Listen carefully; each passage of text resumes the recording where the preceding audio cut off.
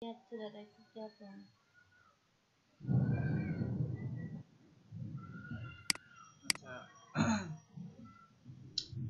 আমরা আজকে দেখবো যে মেনু এবং সাব মেনু কিভাবে তৈরি করা যায়। তো আমরা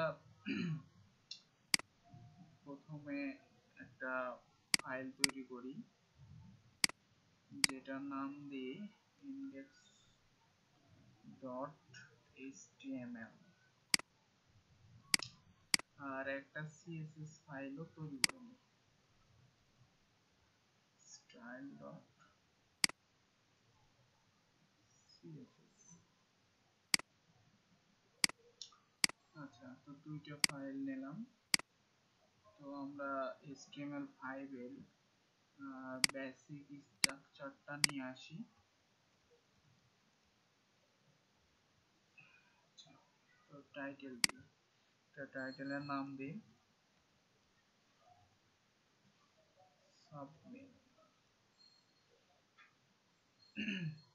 আচ্ছা, এখন মেনু আর সাবমেনু জিনিসটা আসলে কি? দেখেন যে বিভিন্ন ওয়েবসাইটে গেলে, যেমন এই যে এই ওয়েবসাইটে গেলে দেখতে পাবেন যে এই যে মেনু যেটা পাশাপাশি থাকে। দেখেন একটা যে কোনো ওয়েবসাইটে গেলে বোঝাই যাবে যে আসলে মেনু কোনটা। ঠিক আছে, তো এটা হচ্ছে এই ওয়েবসাইটের মেনু। তো আপনারা যদি আরো অন্যান্য ওয়েবসাইটে যান দেখতে পাবেন যে এরকম থাকে, প্রত্যেকটা প্রায় ওয়েবসাইটে এরকম থাকে। তো এগুলো হচ্ছে মেনু, যেরকম এই যে হোম, অ্যাবাউট, সার্ভিস, বিভিন্ন ধরনের এগুলা মেনু আছে। তো আমরা শিখবো যে এরকম মেনু কিভাবে বানানো যায় সহজে, এবং এটার সাব মেনু কিভাবে বানানো যায়। সাব মেনু, ঠিক আছে। তো আমরা যদি আরেকটা সাপোজ ওয়েবসাইটে ঘুরে আসি, দেখি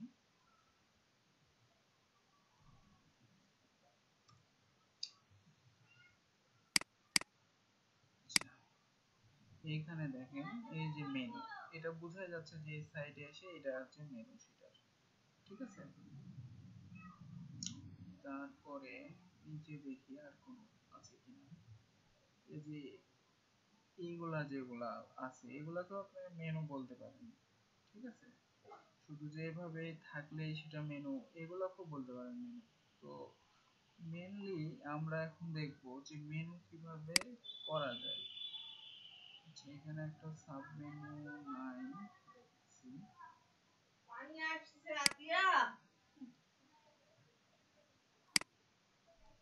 আচ্ছা, তো আমরা এখন দেখি কিভাবে মেনু বানানো যায়। তো মেনু বানানোর জন্য আপনি যদি মনে করেন যে একটা লিংক থাকবে, মনে করেন ঠিক আছে, আমরা যদি মানে পাশাপাশি আনার জন্য যদি চিন্তা ভাবনা করি যে এরকম পাশাপাশির জন্য আমরা কিভাবে কি ইউজ করতে পারি। তো আমরা যদি শুধু ট্যাগের মধ্যে এভাবে নিই, তো এগুলো মনে করেন অনেকগুলাই যদি আমি নিই, মনে করেন অনেকগুলা থাকে। ঠিক আছে, এখন যদি এটার আউটপুট দেখতে যাই, দেখেন এগুলো কিন্তু পাশাপাশি আছে, বুঝছেন, এগুলো পাশাপাশি বসছে। ঠিক আছে, কিন্তু আমরা এইভাবে দিয়ে করব, ঠিক আছে, কিন্তু শুধু এভাবে করব না। ঠিক আছে, নিয়মটা আসলে এরকম না। আমরা যখনই মেনু করব তখন মানে পাশাপাশি আনার জন্য তখন অবশ্যই আমাকে ULLI দিয়ে মেনু বানাইতে হবে। কি ULLI দিয়ে মেনু করতে হবে। তো আমি কিছু ULLI এখানে নিই, মনে করেন UL এর মধ্যে LI নিলাম হচ্ছে 6টা। ঠিক আছে, তার মধ্যে থাকবে লিংক আকারে, যেগুলা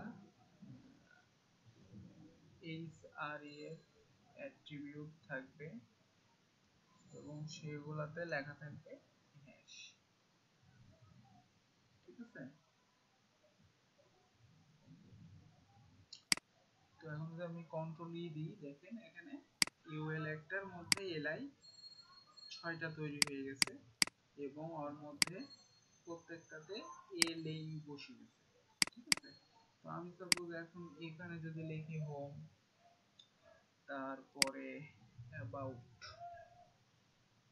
ঠিক আছে, তারপরে সাপোজ হচ্ছে ব্লগ, তারপরে লিখি পোর্টফোলিও, তারপরে কন্টাক্ট,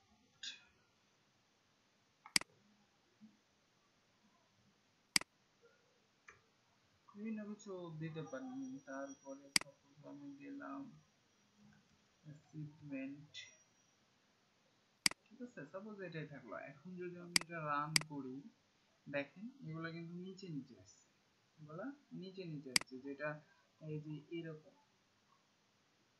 এরকম, তাই না? কিন্তু এখন আমরা যদি এরকম করে মেনু বানাইতে চাই, তাহলে এগুলাকে এখন আমরা সিএসএস এর মাধ্যমে কি করতে হবে, একটু ডিজাইন করে নিতে হবে। সেটাই আমি দেখাবো যে কিভাবে করতে হবে। আচ্ছা, তো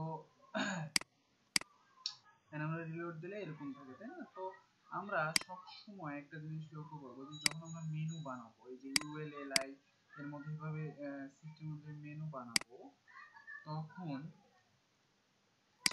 আমাদের অবশ্যই এইগুলাকে একটা ক্লাসের মধ্যে নিতে হবে, একটা ক্লাসের মধ্যে নিতে হবে। যে কোনো একটা ক্লাস দিবেন, ঠিক আছে, যে কোনো একটা ক্লাস দিবেন। সাপোজ আমি দিলাম মেন মেনু নামের একটা ক্লাস, ঠিক আছে। তো এই যে ডিভটা, এটাকে আমি বাইরে নিয়ে আসবো, তাই না?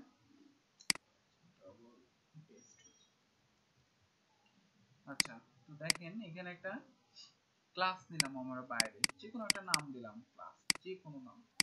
তো এখন যে জিনিসটা করবেন সেটা, এখানে যে ডিভটা আছে, এটা HTML5 এর একটা ট্যাগ আছে মেনুর জন্য, যে ইউএলএলআই এর উপরে লিখতে হয়, নাম হচ্ছে nav। কি লিখতে হয়? nav। এটা দিবেন অলওয়েজ, ঠিক আছে। এটা না দিলে যে হবে না সেটা না, কিন্তু এটা হচ্ছে একটা স্ট্যান্ডার্ড ফরম্যাট। এটা দিলে সহজেই ভালো মতো বোঝা যাবে যে এটা হচ্ছে মেনু। এই জন্য এটা একটা ইউজ করা হয়, যে এটা হচ্ছে nav মেনু। এটা ডিভি এর মতোই কাজ করে, ঠিক আছে, জাস্ট আইডেন্টিফাই যেটা nav, ঠিক আছে। তার ভিতরে একটা ক্লাস নিলাম। তো আপনারা মেইনলি এভাবে করবেন, ঠিক আছে। এখন আমরা সিএসএস এ যাই, একটু ডিজাইন করব। তো সিএসএস এ যান, সিএসএস এ যাওয়ার পরে এইখানে প্রথম কাজ হচ্ছে আপনাকে বডি লেখা, কি করবেন, মার্জিনটা 0 করে দেবেন, মার্জিন 0, ঠিক আছে। তারপর কি করবেন, এই যে মেন মেনু যেটা একটা নিছি আমি, ইউএলএল এর উপরের ক্লাস, এইটাকে একটা ব্যাকগ্রাউন্ড কালার দেন, ডট এটা লিখলাম, তারপরে এটা ব্যাকগ্রাউন্ড দেবো, ঠিক আছে। তো ব্যাকগ্রাউন্ড কালার নেওয়ার জন্য আপনাদের একটা ওয়েবসাইটের সাথে আমি বলেছিলাম যে এখান থেকে কালার ইউজ করবেন, ফ্ল্যাট ইউআই কালার্স নাম, তাই না? এখান থেকে সুন্দর মতো কিছু কালার আছে, যেগুলা ইউজ করলে খুব একটা খারাপ দেখায় না ওয়েবসাইটে, ভালো লাগবে। তো এখান থেকে কালার নেবেন, ঠিক আছে। তো এখানে থেকে যে কোনো একটা কালার পিক করেন,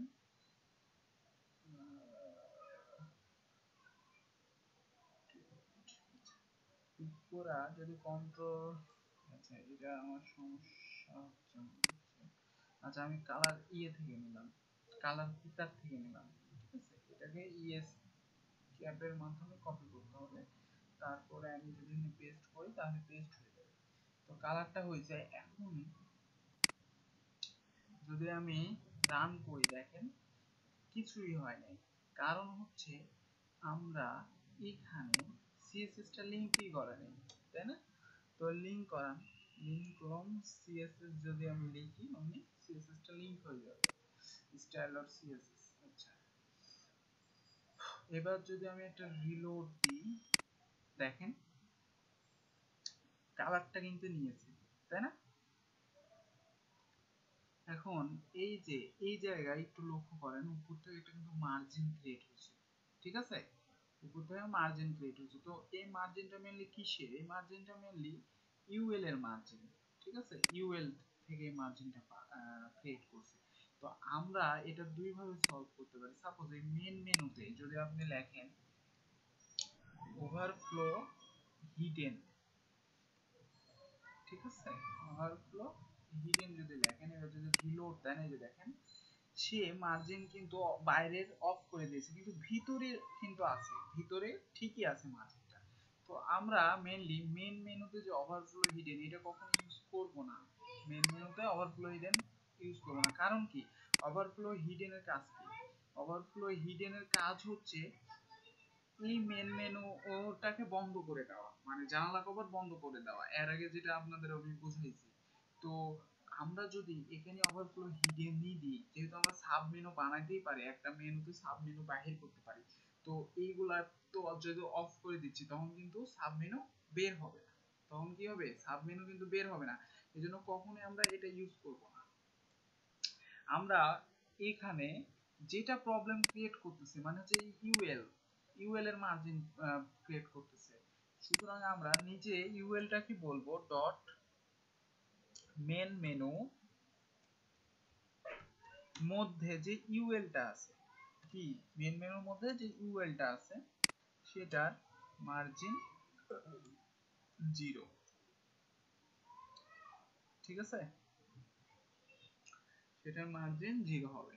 এখন দেখেন ঠিক আছে, ওই ইয়াটাও নেয় নাই, ঠিক আছে, কোনো মার্জিনই নেয় নাই ইউএল এর, সবগুলোই ঠিকঠাক মতো আছে। তাহলে আমাদের এটার প্রবলেম কিন্তু সলভ। আমরা কিন্তু এখানে ওভারফ্লো হিডেন ইউজ করি না, এখানে ইউজ করছি মার্জিন 0, জাস্ট ইউএল এর মার্জিনটা 0 করে দিলাম, যেহেতু সে একটা মার্জিন পাচ্ছিল ইউএল এর, ঠিক আছে, ডিফল্ট ভাবে। আচ্ছা, তো এখন এই জিনিসগুলা পাশাপাশি আনবো কিভাবে? এগুলো পাশাপাশি আনবো কিভাবে? এখন পাশাপাশি আনার নিয়ম হচ্ছে, আমি শিখাইছিলাম হচ্ছে ফ্লোট লেফট, তাই না? তো আমরা যদি ডট মেন মেনু মধ্যে ইউএল এর মধ্যে যে এলআই, ইউএল এর মধ্যে যে এলআই মানে হচ্ছে যে এই এলআই গুলাকে তো আমরা পাশাপাশি আনবো, হোম, তারপরে অ্যাবাউট, তারপরে ব্লগ, এগুলাকে ধরলাম সিএসএস এর মাধ্যমে, এগুলাকে ধরলাম। ধরার পরে আমি বললাম যে প্লট লেফট, ঠিক আছে, প্লট লেফট হবে। এখন যদি একটা রিলোড দেন, দেখেন সেগুলো কিন্তু পাশাপাশি আছে, কিন্তু ব্যাকগ্রাউন্ড গেল, ব্যাকগ্রাউন্ড কিন্তু চলে গেছে। আচ্ছা, ব্যাকগ্রাউন্ড চলে গেছে কারণ একটু লক্ষ্য করেন, যখন আমি ইউএলএলআই দিয়ে ফ্লোট লেফট করব তখন কিন্তু পাশাপাশি একটার মধ্যে আরেকটা ঢুকে যাওয়ার কথা, তাই না? যেটা এর আগে আমি দেখছি সেটাই করছে, এবং ব্যাকগ্রাউন্ড সে হারিয়ে ফেলছে। আচ্ছা, এখন যদি আমি এই যে মেন মেনুর এখানে যদি ওভারফ্লো হিডেনটাই রাখি, এখন দেখেন হিডেন দিলাম, ওভারফ্লো হিডেনটা দিলাম, রিলোড দেন, এই যে দেখেন এখন কিন্তু ব্যাকগ্রাউন্ড আছে, ঠিক আছে, ব্যাকগ্রাউন্ডটাও ঠিকঠাক মতো আছে। কিন্তু আমাদের যেহেতু এখানে ওভারফ্লো হিডেন ইউজ করা যাবে না, আমি বললাম, কারণ হচ্ছে আমরা কি করব, আমরা সাবমেনু বের করব, তাই না? তো সেই জন্য আমাদের এমন একটা কাজ করতে হবে যেটাকে বলতে হবে যে তোমার পরে কিছু একটা আছে, ঠিক আছে, তোমার পরে কিছু একটা আছে, সেটা কাজ করাও। তো সেটার জন্য আমাদের যেটা করতে হবে, তো ওইটা করার জন্য আমাদের যেটা করতে হবে সেটা হচ্ছে, আমরা যদি এখানে সাপোজ মেন মেনু, তারপর একটা ক্লোন দিয়ে যদি লিখি বিফোর, ঠিক আছে, এখানে দুইটা জিনিস লেখা হয়, একটা হচ্ছে বিফোর, একটা হচ্ছে আফটার। তো এই দুইটার কাজ কি? এই দুইটার কাজ দেখেন, এই দুইটা নিয়ে আমি পরবর্তীতে একটা ভিডিও অবশ্য বানাবো, আপনাদের দিব, সেটা হচ্ছে বিফোর আফটার কি কাজ করে। তো আমি ডাইরেক্টলি দেখাচ্ছি। সাপোজ বিফোর এর পরে যদি আপনি এখানে দেন যে কন্টেন্ট, কন্টেন্ট, ঠিক আছে, কন্টেন্ট কথাটা লেখা যদি আপনি এখানে কিছু একটা লেখেন, সাপোজ কিছু একটা, ঠিক আছে, সাপোজ এটা একটা লিখলাম। এখন যদি রিলোড দেন সাইটটাকে, একটু লক্ষ্য করেন, দেখেন আমাদের কিন্তু ব্যাকগ্রাউন্ডটা আসছে, যে ব্যাকগ্রাউন্ডটা দিয়েছিলাম, যেটা হাওয়া হয়ে গেছিল ফ্লোট লেফট করার কারণে, এখন কিন্তু এই যে বিফোর দিয়েছি তখনই কিন্তু দেখেন এই যে উপরে চলে আসছে, আবার কিছু একটা লেখাটার সাথে কিন্তু আছে, তাই না? তো বিফোর কাজ হচ্ছে আপনি যে মেন মেনুটা দিয়েছেন তার পূর্বে কাজ ঘটাবে, তার কি পূর্বে কাজ ঘটাবে, আর আফটার হচ্ছে তার পরে ঘটাবে। তো আমি যদি এই জায়গায় আফটার লিখি, আফটার, ঠিক আছে, আফটার লিখলাম, এখন দেখেন এই পরে কাজ করাবে, এই যে দেখেন কিছু একটাটা তার পরে আসছে, মেনুর পরে আসছে, ঠিক আছে, এবং ব্যাকগ্রাউন্ডটাও ঠিকঠাক মতো আসছে। এখন এই যে কিছু একটা, এখানে তো কিছু লেখা যাবে না, নাতে তো এটা শো করতেছে আমাদের, আমাদের কিন্তু ব্যাকগ্রাউন্ড সলভ হয়ে গেছে, দেখেন কাজ করছে, কিন্তু এখন আমাদের এখানে মেনলি আফটারটা হবে, আফটার মানে পরে, ঠিক আছে, মেন মেনু পরে কি হবে। তো মেনলি আপনি যখন এখানে বিফোর আফটার বসাবেন তখন আপনাকে অবশ্যই কন্টেন্ট কথাটা লিখতে হবে, এভাবে কন্টেন্ট কথাটা লিখতে হবে, কিন্তু কন্টেন্টের ভিতরে যে জিনিসটা আপনি লিখবেন সেটা কিন্তু শো করবে এখানে। তো এটাকে বাদ দেওয়ার উপায় কি, আপনি এখন যদি এটাকে কেটে দেন, সাপোজ দিয়ে যদি এরকম ফাঁকা রাখেন, তারপর যদি একটা ইন্টার দেন, দেখেন আবার আগের প্রবলেমটাই হচ্ছে, মানে আমাদের ব্যাকগ্রাউন্ডটা আসছে না। তারপর এখানে যদি বিফোর লিখতেন তাও কিন্তু আসতো না, ঠিক আছে। তো এখানে যদি একটা স্পেস দেন, এখানে যদি স্পেস দেন তাও দেখি সলভ হয় কিনা আমাদের, দেখেন তাও কিন্তু সলভ হয় না। তাহলে আমরা এখানে আসলে কি করব, এখানে তো আমাদের কিছু একটা লিখে প্রবলেম, কিছু একটা লেখার পরে কাজ করতেছে, তাই না? কিন্তু এখানে আমরা তাহলে এটাকে বাদ দিব কিভাবে, এটাকে বাদ দেওয়ার জন্য আপনাকে যেটা করতে হবে সেটা হচ্ছে নিচে আপনাকে লিখতে হবে ক্লিয়ার বোথ, কি লিখবেন, ক্লিয়ার বোথ, ঠিক আছে। এখন যদি এবার একটা রিলোড দেন, দেখেন তাও কিন্তু আসে নাই, আসছে তো আসে নাই, তো তারপরেও আমাদের আরেকটা জিনিস লিখতে হবে, কি ডিসপ্লে ব্লক, এই কথাটা লিখতে হবে, ব্লক। তো এখন যদি একটা রিলোড দেন, এই যে দেখেন এখন কিন্তু আমাদের এই কন্টেন্টের মধ্যে কিছু নেই না, তাও কিন্তু শো করতেছে, কারণ আমাদের প্রবলেমটা কি সলভ হয়ে গেছে, ঠিক আছে, আমাদের কালারটাও শো করতেছে মেন মেনু, এবং আমাদের এখানেও কিছু লেখা লাগে নাই, ঠিক আছে, সলভ হয়েছে। তো আপনাদের মেইনলি যখন আপনারা বিফোর আফটার লিখবেন, বিফোর আফটার কাজ কি, একটা জিনিসের যে কোনো জায়গার, মানে আমি এখানে মেন মেনু দিছি, আপনারা যে কোনো জায়গার একটা আগে এবং পরে কোনো কিছু বসাইতে চাইলে সেটার জন্য আপনাকে বিফোর আফটার লিখতে হবে, ঠিক আছে, সেটার মাধ্যমে। তো এটা বিফোর আফটার জিনিসটা নিয়ে আমি আরেকটা ভিডিও দিব আপনাদের। তো আমরা যখনই বিফোর বা আফটার বসাবো তখন অবশ্যই আমাদের এই তিনটা জিনিস লাগবে, ঠিক আছে, অবশ্যই এই তিনটা মাস্ট বসাতেই হবে আপনাদের, কন্টেন্ট, তারপর ক্লিয়ার বোথ, ডিসপ্লে, ব্লক, ঠিক আছে। তাহলে আমাদের এখন দেখেন প্রবলেম সলভ হয়ে গেছে। এখন আমরা কি করব, এখন আমরা একটু ডিজাইন করব, সেটা হচ্ছে এই যে ফুটাগুলা বাদ দিব, তারপরে স্পেস রাখবো, তাই না? তো তারপর কালার করব মেনু, আচ্ছা তারপর সাব মেনু বানাবো, তো এই কাজগুলো এখন আমরা করব। আচ্ছা এখন যেটা আমাদের এই যে এই যে ফুটাগুলো, এগুলো বাদ দেওয়ার আমাদের একটা সিএসএস এর প্রপার্টি আছে, সেটা কি, আমরা যদি মেন ইউআই এর মধ্যে লিখি লিস্ট স্টাইল, ঠিক আছে, লিস্ট স্টাইল নামের একটা প্রপার্টি আছে, যদি এখানে আপনি অনেকগুলা লেখা যায়, তো আমি কোনো কিছু করতে চাচ্ছি না, বা স্কোয়ার বা সার্কেল আর অনেকগুলো আছে, তো আমি এখানে কি করছি, বাদ দিতে চাচ্ছি, তাই না, এখানে কি একটা সার্কেল টাইপের ফুটা আছে, গোল, তো আমি এগুলো বাদ দিতে চাচ্ছি, তখন আমাকে লিখতে হবে নাম, লিখতে হবে নাম, ঠিক আছে। এখন যদি রিলোড দেন, দেখেন ওগুলো চলে গেছে, ওইগুলা কিন্তু নাই, তাই না? আচ্ছা, তো এখন আমরা ডিজাইন করব, সেটা হচ্ছে এই যে এ এগুলাকে লেখাগুলোকে, তাই না, তো এইগুলো লেখার জন্য আমরা যে এ লাইকেও দেখেন ধরছি এখানে, এই যে ফ্লোট লেফট করছে, আমরা যদি লিস্ট স্টাইল টাইপ না এটা যদি এখানেও লিখতাম তাও কিন্তু কাজ করতো। যতটা এক্সপেরিমেন্ট করে দেখেন, এই জায়গায় যদি আপনি দেন এটা, তাও কিন্তু কাজ করবে, দেখেন একই, ঠিক আছে, যে কোনো এক জায়গায় ইউজ করলেই হয়। তো আমি ইউএল ই বেশিরভাগ ইউজ করি, ইউএল এর মধ্যে। আচ্ছা, এখন আমরা কি করব, এই যে এইগুলাকে করব। তো এইগুলাকে ধরার জন্য আমাকে করতে হবে কি, মেন মেনুর মধ্যে ইউএল, তার মধ্যে এলআই, তার মধ্যে যে এটা আছে সেটাকে করব এখন। ঠিক আছে, মানে এই লেখাটা এখন। আচ্ছা, তো আমরা এখানে আরেকটা বানাই, dot main menu, main menu মধ্যে যে ইউএল আছে, তার মধ্যে যে এলআই আছে, তার মধ্যে যে এটা আছে, ঠিক আছে, সেটাকে আমরা কি করব, সেটাকে আমরা একটা কালার দিব, সাপোজ কালার।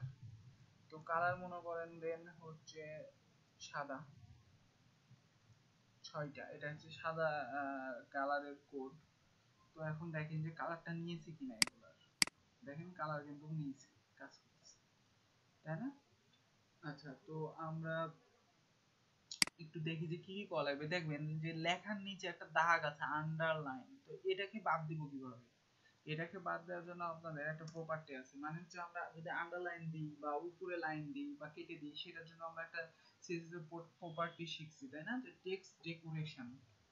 কি টেক্সট ডেকোরেশন, এটাকে যদি এখন আমি যেহেতু চাচ্ছি না, যদি নান করে দিই, নান, নান মানে কিছুই না, মানে লাগবে না এটা, তাহলে রিলোড দেন, এই যে দেখেন নিচের কিন্তু আন্ডারস্কোর গুলো প্রত্যেকটা চলে গেছে, প্রত্যেকটা চলে গেছে, তাই না? এখন আমাদের এটা একটু ফাঁকা করা দরকার। তো ফাঁকা করার জন্য আমরা কি দিব, আমরা অবশ্যই ফাঁকা করার জন্য মার্জিন না, প্যাডিং ইউজ করব। ইউজ করব প্যাডিং, ঠিক আছে? তো প্যাডিং যদি আপনি এখানে দেন যে সাপোজ উপরে নিচে 10 পিক্সেল আর ডানে বামে 20 পিক্সেল, এটার মানে কি, এই দুইটার মানে হচ্ছে এই 10 পিক্সেল নেবে উপরে আর নিচে, আর এই 20 পিক্সেল কত নেবে, 20 পিক্সেল নেবে চারিধারে, ঠিক আছে? আমি যদি এখানে একটা লিখতাম তাহলে কিন্তু কি হতো, চারিধারেরটা নিত। তো এগুলো বিষয়গুলো জানেন আপনারা হয়তো, বা আপনারা এভাবেও লিখতে পারেন, padding left, padding right, padding top, padding bottom. তো এগুলো লিখতে গেলে অনেক সময় লাগে, এই জন্য শর্টকাট ভাবে এভাবে লেখা হয়, ঠিক আছে? এখানে আপনি চারটাও ইউজ করতে পারবেন, চারটাও। টপ, প্রথমটা হবে টপ, তারপরেরটা হবে রাইট, তারপরেরটা হবে বটম, তারপরেরটা হবে লেফট। তো টপ থেকে শুরু হয় মেইনলি, এটা মনে রাখলে হবে, দুইটা যখন থাকবে তখন টপ আর বটম, আর তারপরেরটা হচ্ছে লেফট আর রাইট, ঠিক আছে? এটা মনে রাখলে হবে। তো আমি দিলাম কি, উপরে আর নিচে 10 পিক্সেল, ডানে বামে 20 পিক্সেল। দেখেন উপরে নিচে 10 পিক্সেল নেবে, ডানে বামে 20 পিক্সেল নেবে, এই যে দেখেন, ঠিক আছে? প্যাডিং কাজ করছে, প্যাডিং কিন্তু কাজ করছে, তাই না? তো আমি আরেকটু প্যাডিং দিই, সাপোজ এখানে দিই 15 পিক্সেল, দেখেন যে এখানে 15 পিক্সেল নেয় কিনা, কাজ করছে আসলে মেনলি প্যাডিং। আচ্ছা, এটা বাড়াই একটু, এটা বাড়াই দিই একটু, 25 পিক্সেল করে দিই। এখন আমাদের এটা ঠিক আছে, কিন্তু উপর নিচে কাজ করতেছে না। আমরা যদি এই জায়গায় এখন বসাই ডিসপ্লে ব্লক, ঠিক আছে? ডিসপ্লে যখন ব্লক করব, দেখেন এর, দেখেন উপর নিচে কিন্তু কাজ করছে, দেখছেন? এখানে এই জন্যই সিএসএস কিছু টেকনিক আছে যে কিভাবে আমি মেইনলি করাবো। এই যে আমরা যেখানে ইউএলএলআই যদি আপনি অবশ্যই লেফট বসান, মানে ফ্লোট লেফট বসান, তাহলে মেন মেনু ইউএলএলআই এ অবশ্যই ডিসপ্লে ব্লক ইউজ করতে হবে, তার না হলে প্যাডিং গুলা কিন্তু কাজ করবে না প্রপারলি, প্যাডিং গুলা কাজ করবে না। আমার এই কাজটা করতেছিল কিন্তু এটা কি করতেছিল না, তাই না? তো সাপোজ এইটাকে আমরা এখন কিন্তু কাজ করাইতে পারবো। ডিসপ্লে ব্লকের কাজ কি, ডিসপ্লে ব্লকের কাজ হচ্ছে প্রত্যেকটা কি করবে, প্রত্যেকটাকে মানে সে পূর্ণ জায়গা দখল করবে, টোটাল জায়গাটা দখল করবে গোটাটা। কিন্তু এখানে কিন্তু সবগুলা পূর্ণ জায়গা দখল করেনি, কারণ কি, আমরা এখানে ফ্লোট লেফট করছি, লেফট, সেটার কাজ কি এক সাইডে নিয়ে চলে আসা, ঠিক আছে? সে ডিসপ্লে ব্লক করলেও সেটা লেফটের জন্য সেটা পূর্ণ জায়গা দখল করতে পারতেছে না, কিন্তু তখন সে প্যাডিং গুলাকে কাজ করাচ্ছে, ঠিক আছে? এটাই হচ্ছে মেইনলি জিনিস। তো এই জিনিসগুলো একটু প্র্যাকটিস করতে হবে, প্র্যাকটিস করে শিখতে হবে যে আসলে কোনটি কোন জিনিসটা কাজ করলে প্রপার ওয়ে হয়। আচ্ছা, তো আমি এখানে আরো কিছু প্রপার্টি ইউজ করি, যেরকম টেক্সট ট্রান্সফর্ম প্রপার্টি না, প্রপার্টি ইউজ করি, ভ্যালু দিয়ে হচ্ছে এটার ক্যাপিটালাইজ। ঠিক আছে, এটার মানে কি, এটার মানে হচ্ছে ফন্ট গুলা কিভাবে থাকবে, ক্যাপিটালাইজ বা আপার কেস বা লোয়ার কেস, তিনটা জিনিস আছে। ক্যাপিটালাইজ মানে কি, প্রথম অক্ষরটা বড় হবে, বাকিগুলো ছোট হবে, যেরকম এইচ, এ, বি, পি, সি, এ। দেখেন এই যে প্রত্যেকটা প্রথম অক্ষরগুলো বড় হয়ে গেছে। আমি যদি এখানে আপার কেস দিতাম তাহলে কি হতো, সবগুলো বড় হতে হতো। আমি যদি এখানে লোয়ার কেস দিতাম তাহলে কি হতো, সবগুলা এখানে ছোট হাতের হয়ে যেত। তো এভাবে মেনলি কাজ করে। আচ্ছা, তো এখন আমরা মেনুর একটা হভার ইফেক্ট তৈরি করি, যেটাতে মানে মাউস নিয়ে গেলে বোঝা যাবে যেটা হভার হচ্ছে। ঠিক আছে, তো আমরা হভার করার জন্য আমরা যদি এভাবে লিখি, দেখেন মেন মেনু মধ্যে যে ইউএল এলআই, তারপর যে এটা আছে সেটার মধ্যে যে হভারটা হবে। ঠিক আছে, হভার এভাবে লিখতে হয়, সেম বিফোর আফটার এর মতো এখানে ক্লোন দিয়ে লিখতে হয়। ঠিক আছে, তো এখানে একটা ব্যাকগ্রাউন্ড সেট করেন, ব্যাকগ্রাউন্ড কালার। তো ব্যাকগ্রাউন্ড কালারের একটা কালার নেন ফ্ল্যাটের থেকে, সাপোজ এটা নেন, এটা নেওয়ার পরে এখানে পেস্ট করুন। এখন যদি আমি এখানে রিলোড দিই, সাপোজ দেখেন এই যে, ঠিক আছে, প্রত্যেকটা হওয়ার সুন্দরভাবে নিচ্ছে। ঠিক আছে, আমাদের কিন্তু মেনু মোটামুটি শেষ করা। এখন আপনার ইচ্ছা মতো এটাকে বেশি প্যাডিং দিয়ে নিতে পারবেন, উপর নিচ করতে পারবেন, ইচ্ছা মতো স্টাইল করতে পারবেন। তো জাস্ট আমরা কি করছি, একটা মেনু এতটুকু কোডের মাধ্যমে দেখেন মেনু তৈরি হয়েছে। একটু বুঝে জাস্ট করলে একটা সুন্দর যে কোনো ধরনের মেনু আপনারা বানাইতে পারবেন। ঠিক আছে, এখন এখানে দেখেন যে হভার করলে একটা কালার শো করতেছে। এখন যে পেজে থাকবে সাপোজ সেই পেজ এরকম একটা অ্যাক্টিভ মতো হয়ে থাকে, এটা করার জন্য কি করতে হয়, এটা করার জন্য মেইনলি একটা ক্লাস দিতে হয়। কি করতে হয়, একটা ক্লাস দিতে হয়। ঠিক আছে,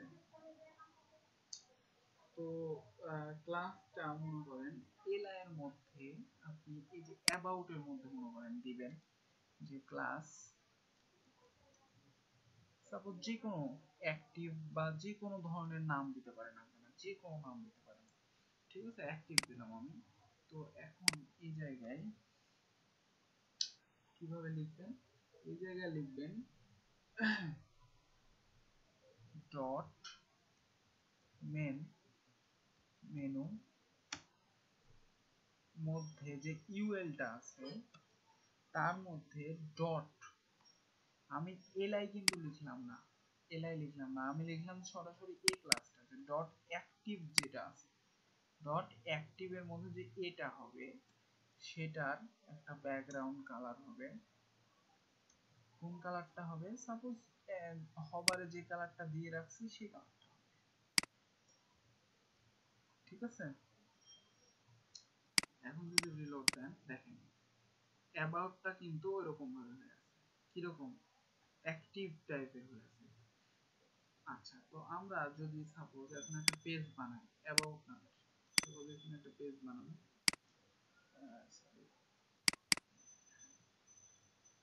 ডিলিট করে দিই এটা, এটা নিউ টেক্সট নেম, নাম দেন হচ্ছে অ্যাবাউট ডট html। ঠিক আছে, নাম দিলাম। তো about.html টা সেম index.html যা আছে সেম এই পেজেও তা রাখেন। ঠিক আছে, জাস্ট কি করবেন, নিচে একটা ডট ক্লাস নেন, সাপোজ হচ্ছে হেডার ক্লাস দিলাম, এর মধ্যে আমি কিছু একটা লিখবো, সাপোজ বোঝানোর জন্য আর কি, সাপোজ h2d দিয়ে লিখলাম হচ্ছে দিস ইজ অ্যাবাউট পেজ। ঠিক আছে, অ্যাবাউট পেজ। তো এখানে টাইটেলও দিয়ে দিই যে অ্যাবাউট অ্যাবাউট পেজ। ঠিক আছে, এখন এই যে ইন্ডেক্স যেটা, এটাকে এই যে অ্যাবাউটটাকে লিংক করাই দেন যে অ্যাবাউট ডট এইচটিএমএল। ঠিক আছে, লিংক করাই দিলাম। এখন যদি আপনি ইন্ডেক্স ডট এইচটিএমএল রান করানোর পর দেখেন অ্যাবাউটে কিন্তু এখন সরাসরি হয়ে আছে। অ্যাবাউটে ক্লিক করেন, দেখেন এই যে দিস ইজ অ্যাবাউট পেজ। ঠিক আছে, অ্যাবাউট হয়ে গেছে, অ্যাবাউট পেজ হয়ে গেছে, এবং এটাও রানিং থাকবে। এইভাবে প্রত্যেকটা পেজ, ব্লগ, তারপর পোর্টফোলিও, তারপরে কন্টাক্ট, আলাদা আলাদা ভাবে এভাবে আপনার পেজ বানায় কাজ করতে পারবেন। ঠিক আছে, তো এইভাবে মেনলি মেনুটা কাজ করে। তো এখন আমরা যদি সাব মেনু দেখি, তো সাব মেনু দেখার জন্য আমাদের যে জিনিসটা লাগবে সেটা হচ্ছে পজিশন। পজিশন জানতে হবে। তো পজিশনের জন্য আমি আরেকটা ভিডিও বানাচ্ছি, তারপর আমরা সাব মেনু করব।